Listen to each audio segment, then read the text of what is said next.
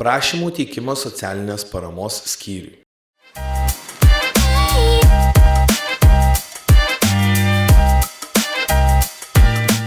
Teikimas per Akmenės rajono savivaldybės puslapį.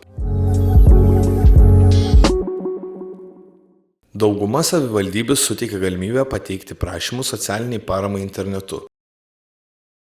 Tai patogus ir greitas būdas pateikti prašymą, nereikalaujantis fiziškai vykti į socialinės paramos skyrių akmenė.lt. Jums reikės užpildyti elektroninę prašymo formą ir pateikti reikiamus dokumentus. Apsilankykite interneto svetainėje ir raskite dominančios paramos nuorodą. Paspauskite ant jos, būsite nukelti į reikiamą puslapį, kuriame bus informacija ir nurodymai.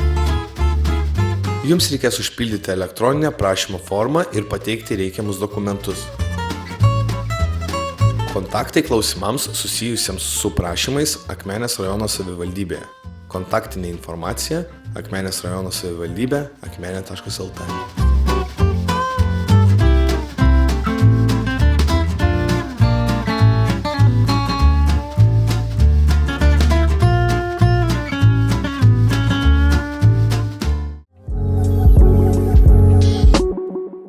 Papildomi patarimai.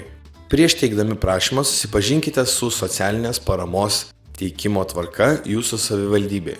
Kreipkitės į socialinės paramos skyriaus darbuotoją, jei jums reikia pagalbos užpildant prašymo formą ar pateikiant dokumentus. Saugokite visų pateiktų dokumentų kopijas.